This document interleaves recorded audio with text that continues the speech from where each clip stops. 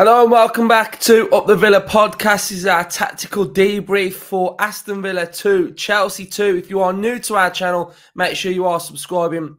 Smash a like on this episode and comment your thoughts in the comment section down below.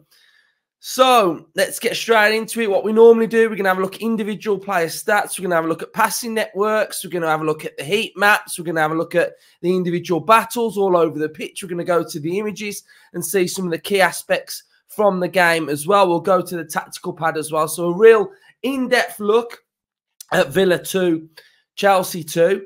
And my first thoughts and the first things I'm going to say is well done to Aston Villa. Aston Villa, lowest place position we can finish this season is now 5th. And that is remarkable going into the last 3 games for Aston Villa. And I just think that's absolutely massive. You know, yes, we want Champions League, but we have officially qualified, no worse, 5th place for the Europa League, which is massive, massive progress for this team. It's a testament to their hard work, their endeavour, the way that they've played all season. And I think that can possibly get overlooked, really, as an achievement for Villa to get 5th. And, you know, we've mixed it amongst the big teams. We've been there all season. And I just think 5th place, when was the last time we finished 5th? I can't even remember. Like, I can't remember when we last finished 5th. So, yeah, absolutely fantastic. Well done to Unai and all of the team. So, Villa 2, Chelsea 2, what are my thoughts? My overriding thoughts now are I'm okay with it. Like, I'm okay. I was okay with it on the fan cam, really. I was okay with it after the game because I've just got, again, like a sense of pride and just I just love this team and I love this team and I've got that now, that sort of like backing them no matter what. I'm just backing them no matter what they do. I'm just fully in awe of the team. And, you know, to get the point, I think overall it's a really good point. I think deep down, I probably would have took a point anyway from this game. Yes, we wanted to win. We wanted to win the game. But what I'm saying is I don't think a point is a bad result from where we are. You know, 7 points out of Arsenal, Bournemouth and Chelsea. I think we'd have all took that before those 3 games.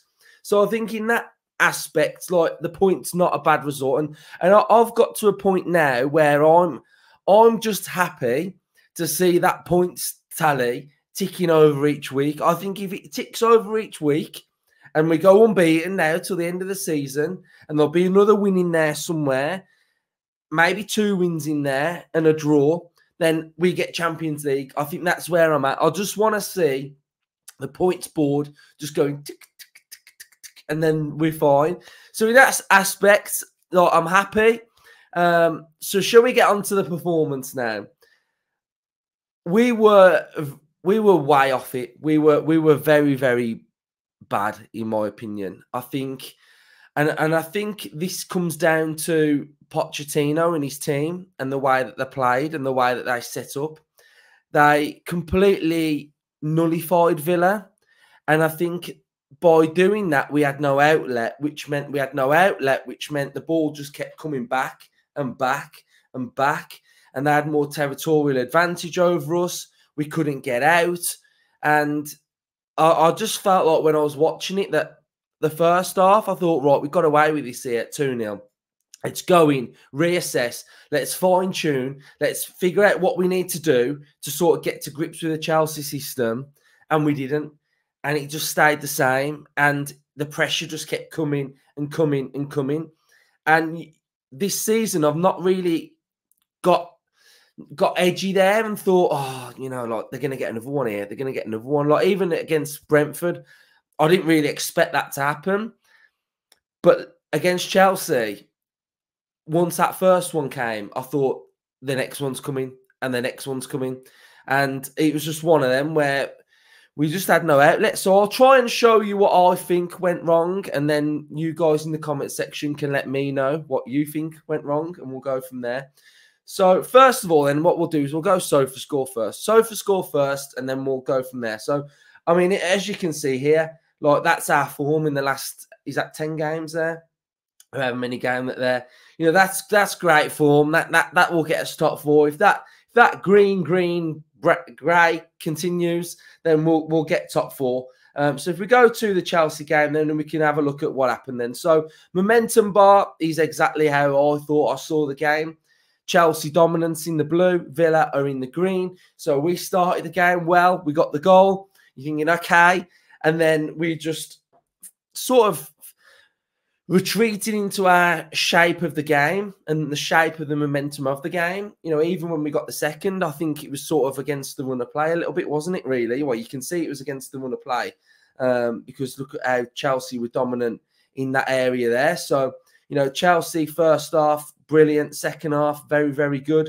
You know, the stats from the game, Villa 29% possession, Chelsea 71, Chelsea 21 shots, 5 on target. Villa 9, 4 on target. And that's what I would say about the first half a little bit more than the second, is that I was more calmer first half because they weren't having no shots, were they? They weren't testing Martinez. They weren't creating that much. So first half, I think I was a bit more like, okay, that's what I was saying, like getting half time, reassess, come on. And then second half, they started to get more opportunities in and around our box. They had 4 corners, we had 2. Big chances had 2. They missed 2. We had no big chances and missed none. But surely that Watkins chance was a big chance missed.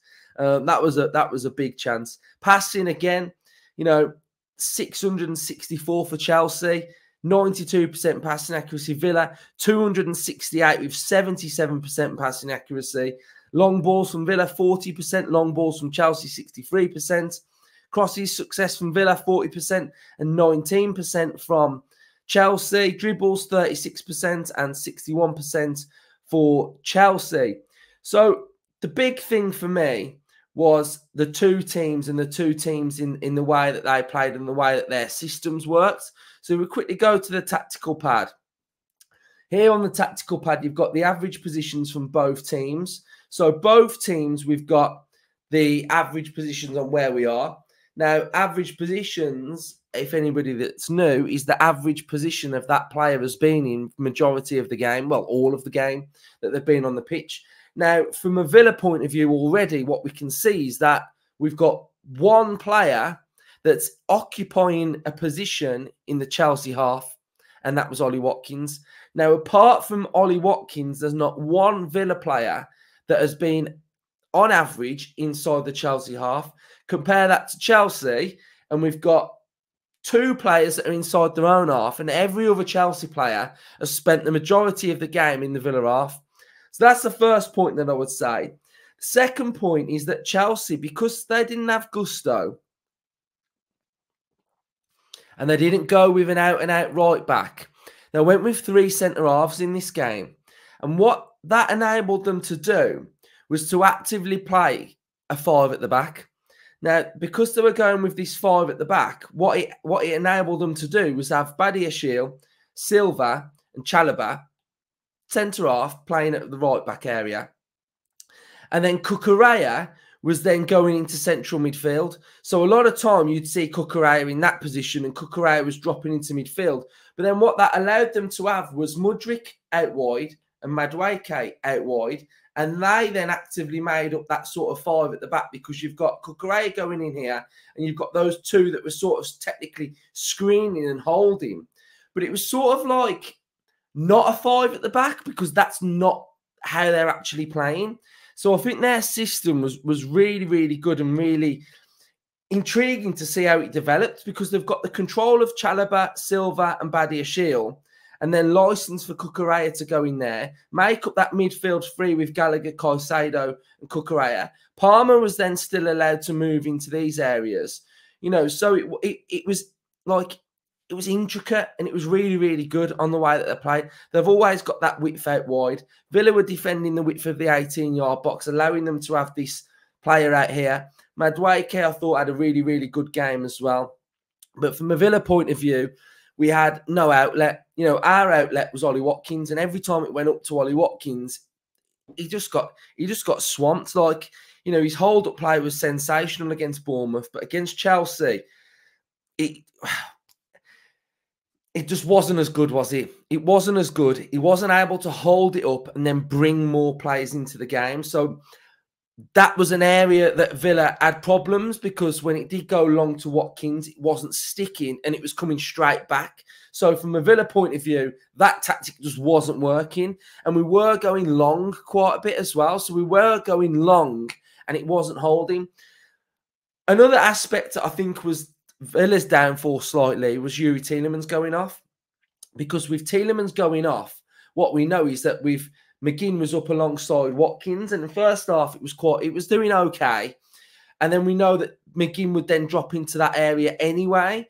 But when Tielemans went off and McGinn had to go in there, and we brought on Diaby, and Diaby came on, we know that going long to Diaby just doesn't work.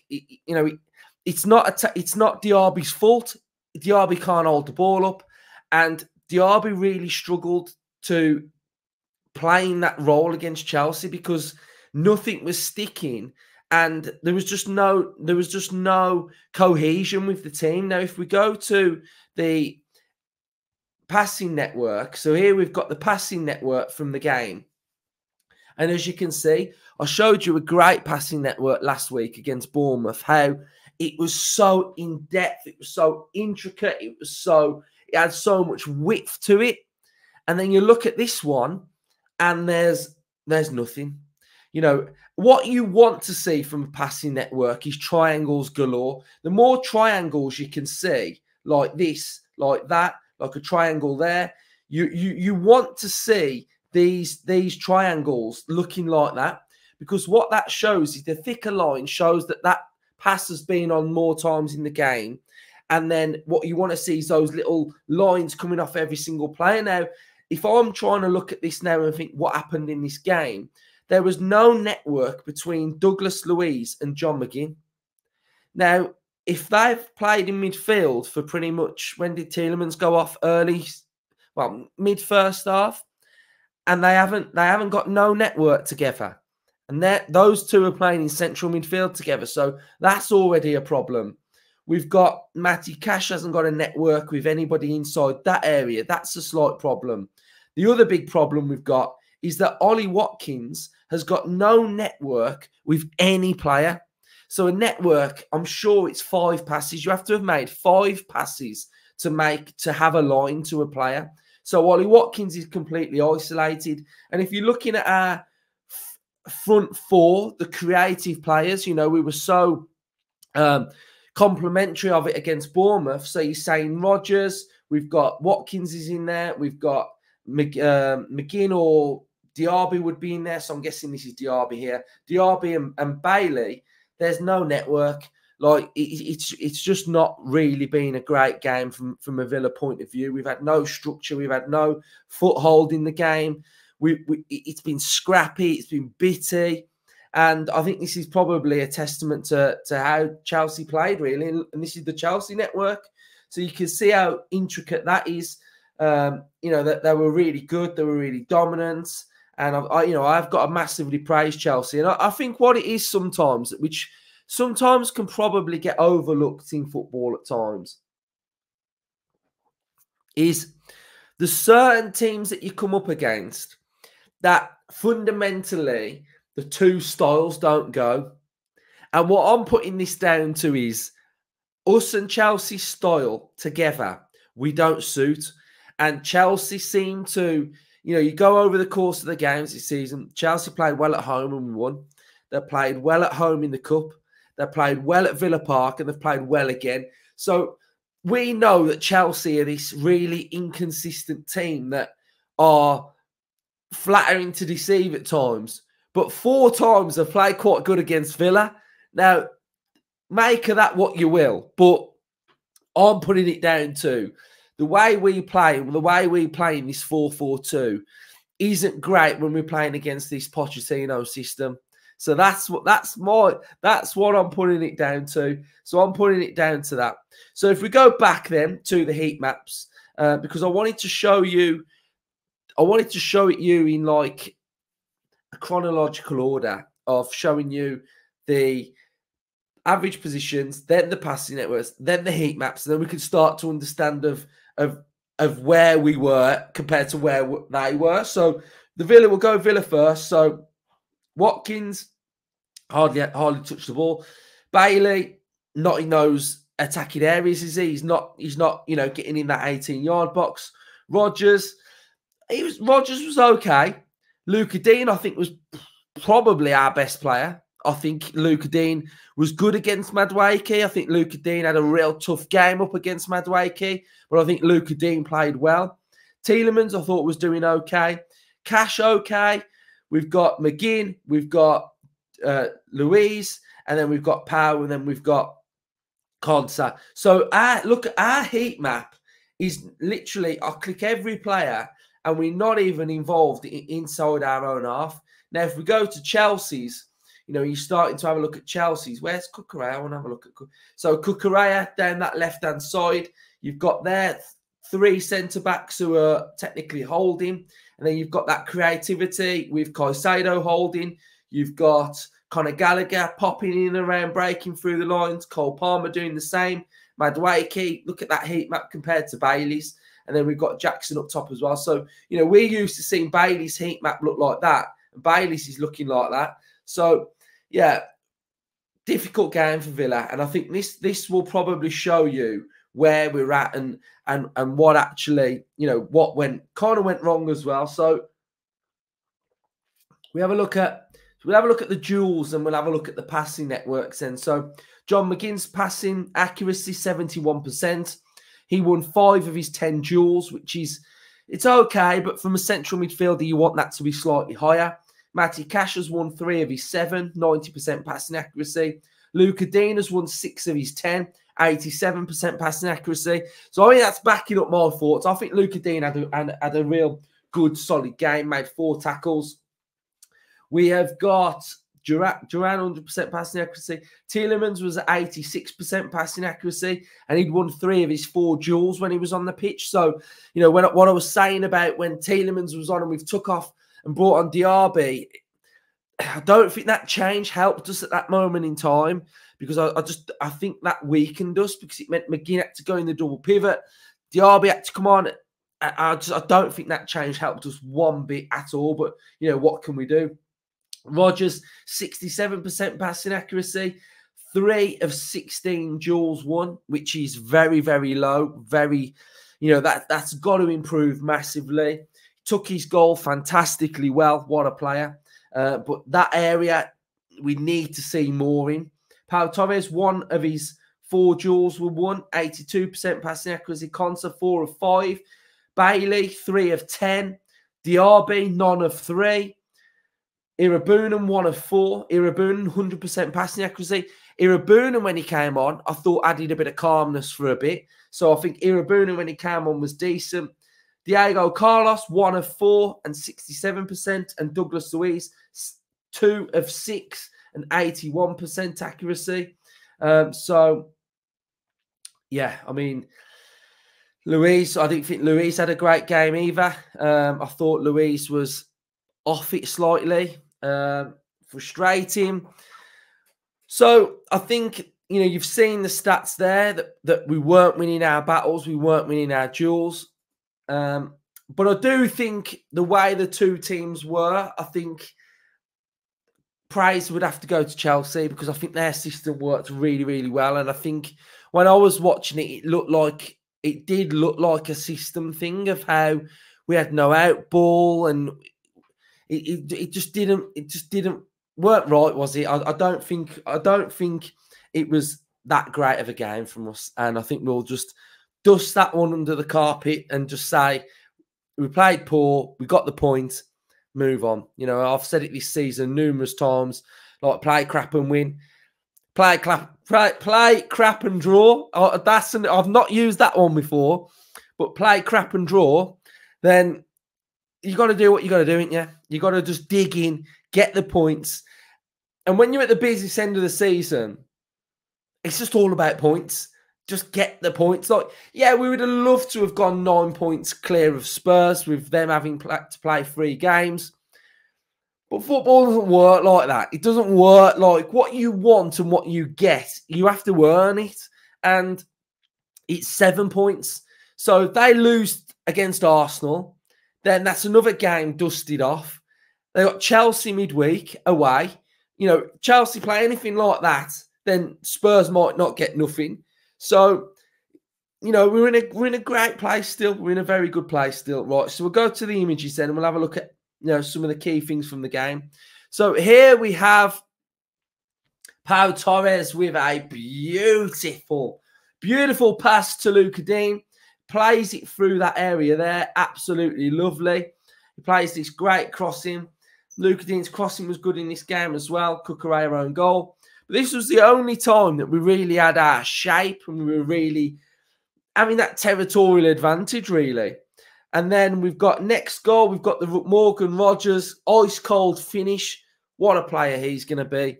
Absolutely fantastic. Did have a tough game, you know, with his jaws, etc. But there was bright sparks, bright moments, especially when he's driving forward with the ball. Just what a player he's going to be.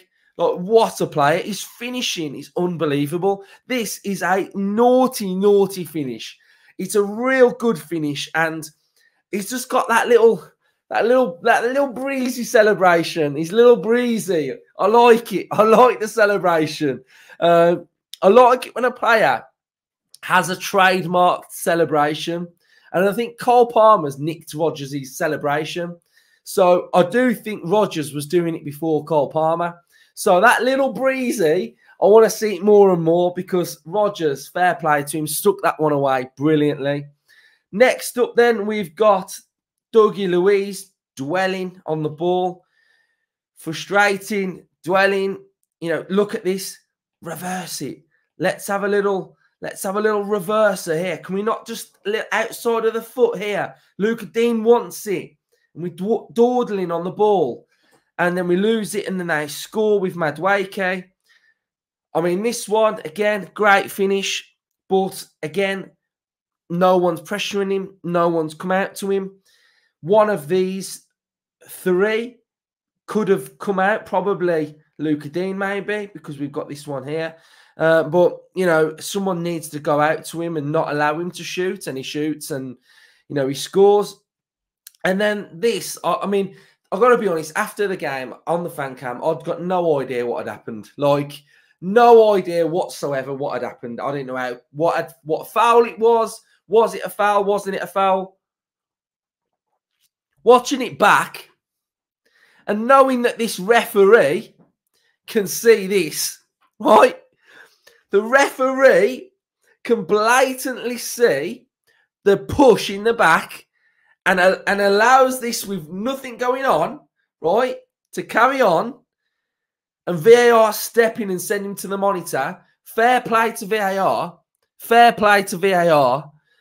And it was a foul. And now this ref cannot see that this is a foul. I have no idea whatsoever. No idea whatsoever how this ref can not see that that's a foul. But the other thing that I would say about this moment is Carlos twice allows the ball to bounce. He allowed it to bounce for the Olsen save, which we'll get onto in a second. And he allowed this one to bounce before he dealt with this moment. So the ball bounces and then we get to this. Just get rid of that ball. When I played like the level of football I played at, not the highest level, there's areas that you don't allow a ball to bounce. And one area you don't allow that ball to bounce is inside your own box. So, yeah, it's a foul, but just don't allow it to bounce. And then that second mix-up with Carlos and Olsen, that's all on Carlos for me. Just get rid of it. Just get rid of it. You know, I remember seeing it back in the day with Engels. Remember Engels with Spurs? Just get rid of it. So the communication, I'm not having Olsen error for that lack of communication. For me, yeah, Olsen's coming out, but Carlos, just deal with it, man. So yeah, poor that was. Really frustrated me. But what I will say about Olsen is I am very, very impressed with Olsen, because I criticised Olsen back in the day, and I criticised him more for his playing out from the back, because he just couldn't do it. And he's adapted, he's learnt, he's comfortable now at playing out from the back. You know, and it's not easy sometimes for a goalkeeper that's been schooled on not playing with the ball at his feet. You know, if that's not your game, you know, okay, that's not your game. But Olsen's developed that. And Olsen looks a lot calmer with the ball at his feet now as well. And then that spider save, you know, he's learnt that from Martinez, and Gauchi's got it in his locker as well. That save from Cole Palmer was absolutely world class. And Olsen needs massive, massive credit, because if he didn't make that save and it goes 3-2, we lose this game. So Olsen, he'll get loads of stick. He gets loads of stick when he has to come on. But he's adapted, he's learnt, and I am now more than comfortable with Olsen playing in goal. And for me to say that based on what we were seeing a year or two ago, you know, it's massive, and fair play to him, because his game has improved. Every Villa fan that watches Olsen now, his game has definitely improved. And yeah, I'm not having any Olsen slander, because the beauty sometimes is the ability to change your opinion and not just stick with your opinion because a year ago you slated him and you hated him, and you don't deviate from that opinion. And for me, Olsen's game has massively improved. And I'm one of these that were saying in the summer, like, we need a new goalkeeper, Olsen's not good enough. But I'm now saying that I'm comfortable with Olsen in goal. So, you know, fair play. He made that great save. And he was even coming off his line on corners and gathering it and catching it. And then you look at the goals, you know, the first one, I don't think he can deal with that. It's come across him in the box and it's been cut across him. And then the second one, he's got no chance with that. But, you know, like I say, when you're conceding goals in football, you can't just pin the blame on the player that's the last player to deal with anything. You've got to look back, and, you know, no one came out to Conor Gallagher. No one stopped him from shooting. So, you know, we've got to blame you've got to look at the players that, you know, are actively affecting things before it gets to that sort of very, very last moment. So, you know, I just wanted to speak a bit about Olsen, because I think he's done really, really well, and he'll be in goal in the cup game. And we don't know what's going on with Martinez, his injury. Hopefully it's not too bad. And I think Martinez does have these little calf issues from time to time. And I think he'll, if it's his hammy, I think he'll be fine. I think it was really more of a precaution, because he ended the game like the first half. So, yeah, I think Martinez probably will be fine. So, yeah, that's it for this episode. Positive still. Gotta believe we're in a great position. It's one of those where we get the point, move on, and that's basically it, really. You know, no point moaning and being down about it. It's a point. We didn't lose. So I'm still very, very positive. I'll be watching the Arsenal-Spurs game. Hopefully Arsenal do a job on them. And then that's another game that's ticked off. We're in a good place. You know, we're fifth and well, we're fourth, but lowest is fifth. And that's a great achievement in itself. And this team's good. This team's good, and we'll be better. We've got Olympiacos up next.